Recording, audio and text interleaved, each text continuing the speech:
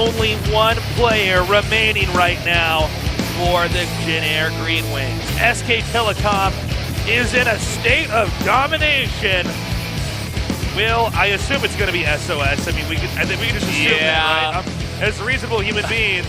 We still got 67% to 33 in favor of the Jin Air Green Wings. You can hashtag either one of those things, SKT SC2 win or JAG SC2 win, to cast your vote. Yes, a lot of people rooting for Jin Air. What if they didn't pick out SOS and they're like, and it's Crater? It's Crater! Like, we've been training him the whole time for this. Crater loses in 5 minutes. We're like, okay. There he is, SOS. This guy has made so much money in Starcraft 2. He's so solid. But can he take out an entire team of badass killers? I don't know. I don't know. I don't know either. It's going to be very, very hard. The thing about SOS is that he's so tricky. It feels like he's one step of the meta at all times. Like he's redefining PvT and even PvP. As we know it, carriers are coming back on the back of SOS. And the 2 games that he lost, one was against Hero and one was against another really top Protoss. I can't quite think of the name right now, but I think he's higher than his record does depict here. Yeah, this is going to be a great match, though. I mean, this could easily be like a GSL Finals if it was a best-of-1. Let's see what happens, though. The horror. That would be like the worst finals ever. It's like, man, guys, the Final Four is a free-for-all on an island map. Okay, we are going into possibly the last game. SOS has to all kill. Otherwise, SKT is taking the throne.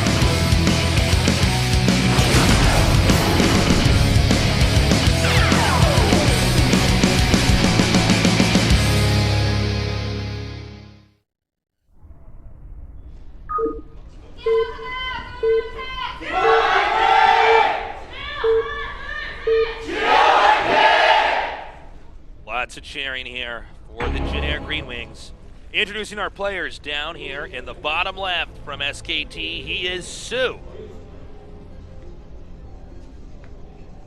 The last hope for the Jin Air Green Wings. The Green Air Jin Wings. SOS.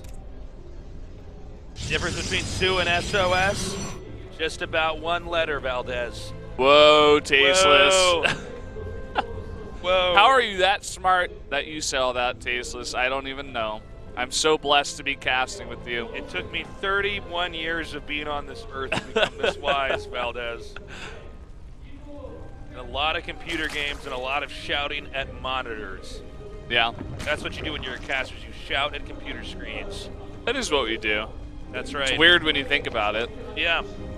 Sitting down, yelling. I certainly hope SOS can take this, but it's going to be really tough, dude.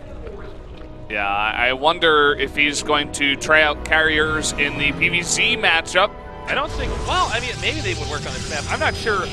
I'm still not exactly sure how the carriers work because he doesn't use them the way that Brood War carriers were used. It's like a little bit different, but I'm not sure. You know, when he did use the carriers, it was on that map that you can turtle like no matter what. Yeah, one was Dust Towers, yep, and the other was Orbital Shipyard. So both of those maps have a backdoor base, and the third is pretty easy to hold. Now, Orbital, I was a little bit more surprised he used it on, but I don't know. Let's just see what happens here. Also note that Sue went for Pool and Extractor, like right away. No hash first here. Yeah, looking to perhaps it's going to be on some pressure. A depth pressure here, I do believe. Yeah, going for 2 gates. Back here is SOS, of course. Going to complete that wall at the top. He's going to have that third base that does have the rocks blocking, but Sue could try to break those down and put some aggression onto the third base. It would make it very, very close to his natural. Okay. The real question, though, is how much of pressure is he going to do? We've seen a lot of players just get the 2 adepts and then they tech up. A lot of times they have Stargate after this. We've also seen some robo builds. We've also seen just mass gate follow up with the timing. Yeah, I think Stargate's pretty standard in general. Yeah, Stargate seems to be like the proper way to play. Yeah, just get out your Phoenixes, deal with all the Overlords out of the map. You transition into double robo. Get your Immortals, very key in this matchup, but Oh, SOS could be trying to mix it up. He is the mixer-upper, the tricky player on this team for sure. He is probably the trickiest player that is currently top tier in Starcraft 2. And it's been like that, I'd say, for about the last 3 years. Yeah, the other guy was like Liquid Hero, but he wasn't consistently at the top, you know? Yeah, that was like not quite like year SOS. one of Starcraft 2 is like that guy was winning. I remember he won a DreamHack I casted. I think that was in Jönköping in Sweden. But yeah, I mean, that guy was tricky, but like nowhere near. Like SOS makes it work every time.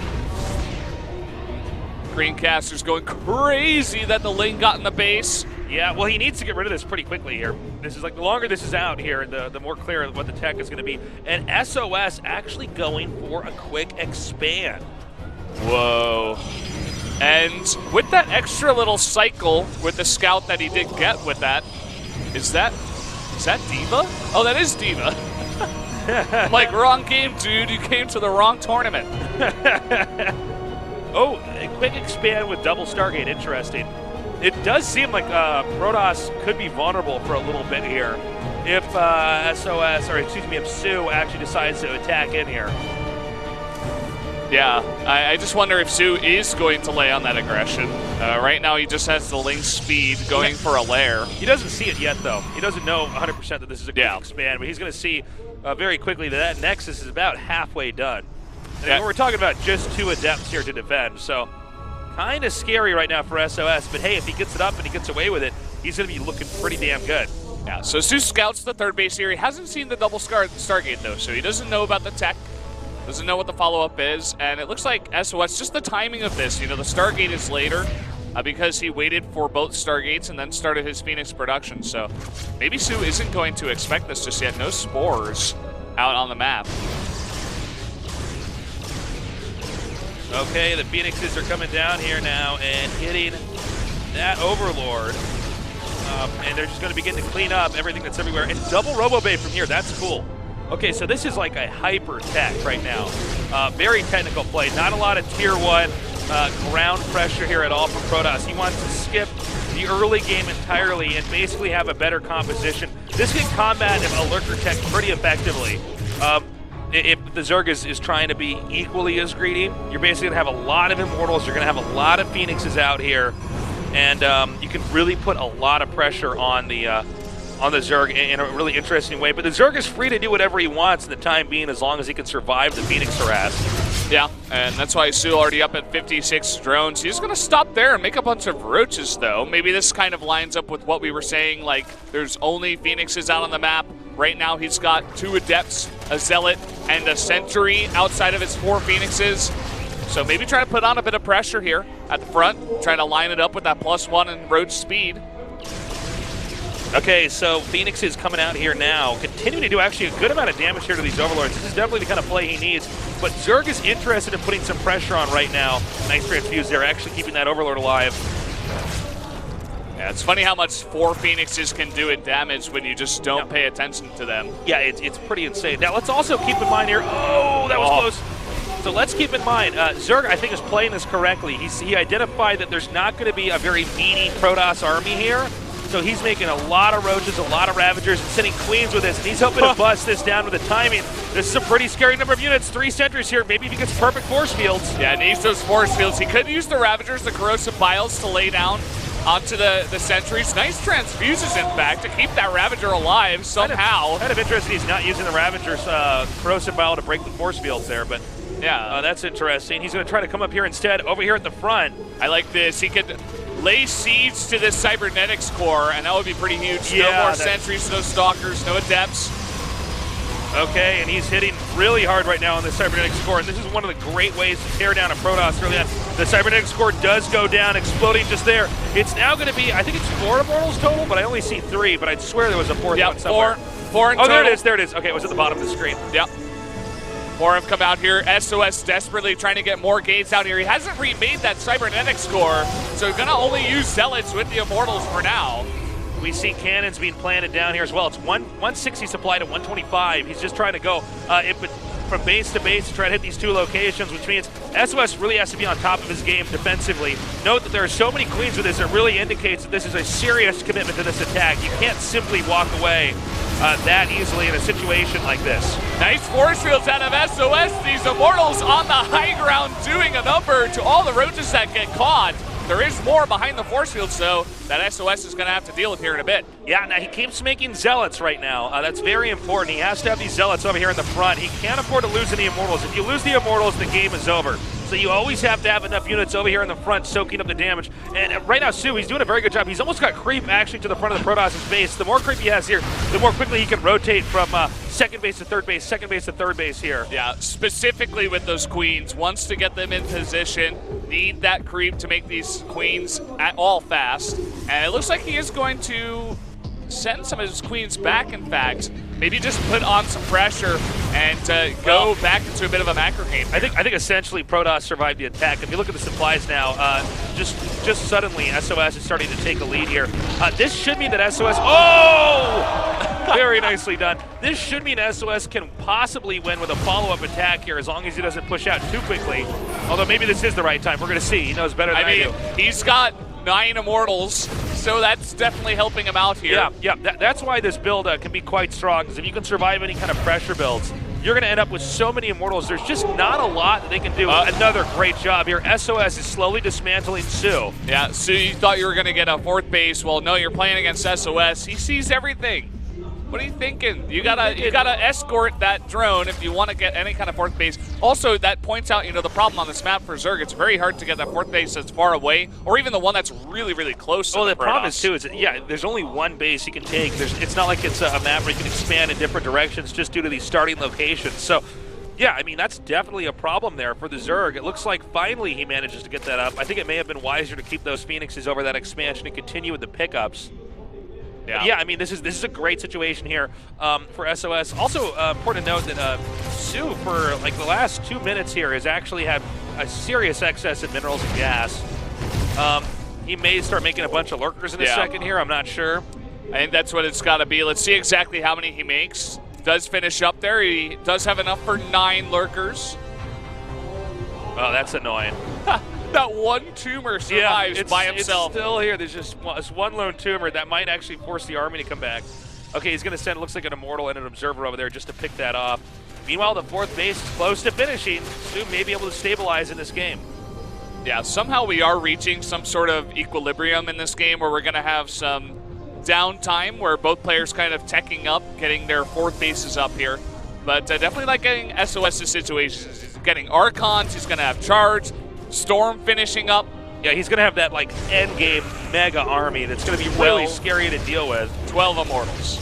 12. Wow, man. Okay, but the lurkers are out. Makes it a little bit more dicey. This does nullify the functionality of the Zealots and attacks.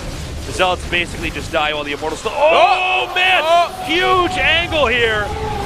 And Sue, he's going to burrow those lurkers. Huge storms coming down too, but hitting a bunch of Zealots as well. He's doing a great job. Doing a great job targeting some of those Templars here. If he can actually get up there and get the Warp Prism, no. He backs up. And Zerg, by the way, already remaxing so quickly. Sue taking it slow. He knew he bit off a big chunk of that Protoss army. He's going to remake 19 Hydras.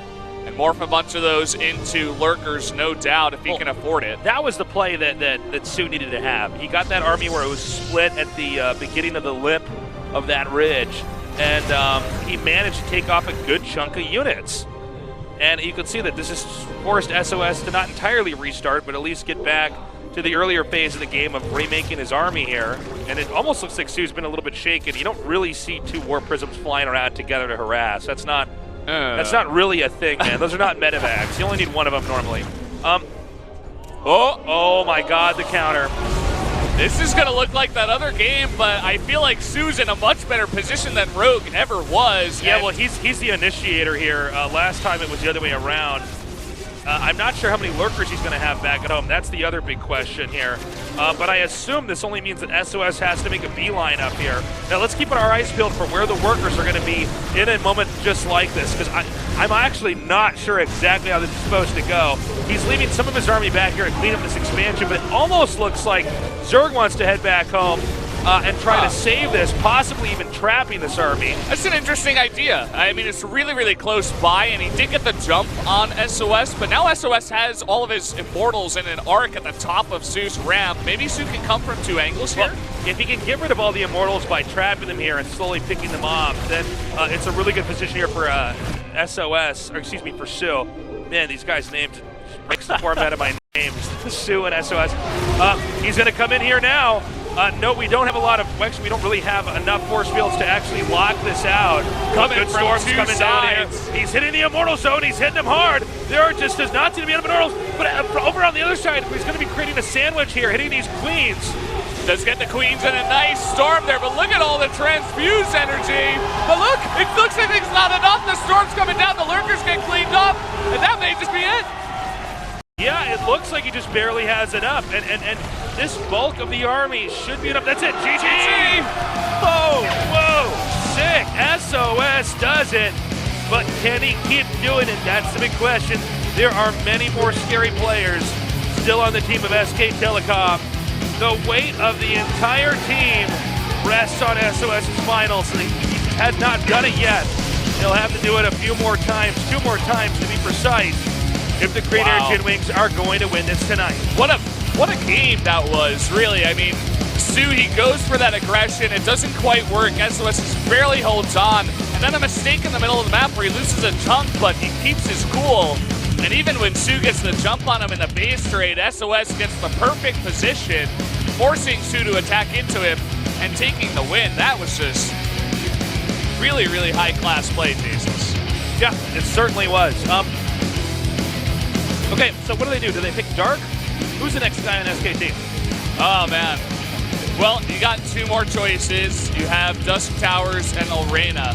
Okay, now Ulrena, I think SOS can beat anybody on Ulrena. That's like the map that was his made. map. It was made for SOS. It was specially tailored for SOS. Yeah, I don't know, man. This is a tough one. This is a tough one. They've got Dark, they have Innovation, and they have Classic, but I'm not so certain. They have Dream, in the background. I think Classic and Dream are the 2 guys that are less likely to be picked. If I had to say, I would pick Innovation and Dark over those 2 for the last 2 matches here. I actually agree with you. I think that probably Dark and Innovation are the better bets, but they're just in better form right now. They're at the top of Pro League too. But you never know. I mean, there might be, like, let's say Dream, for instance, he might have some kind of special all-in that he could try to throw SOS off with. The thing that makes SOS possibly the best player of all time here in current Starcraft 2, because he's won so much. He's so good. I mean, I know he's not, for instance, in GSL doing well. But, for instance, the last 2 BlizzCons, this guy really can play almost any style. I mean, he does these builds that we never see before sometimes. Then he'll do like a weird cannon rush or a cheese.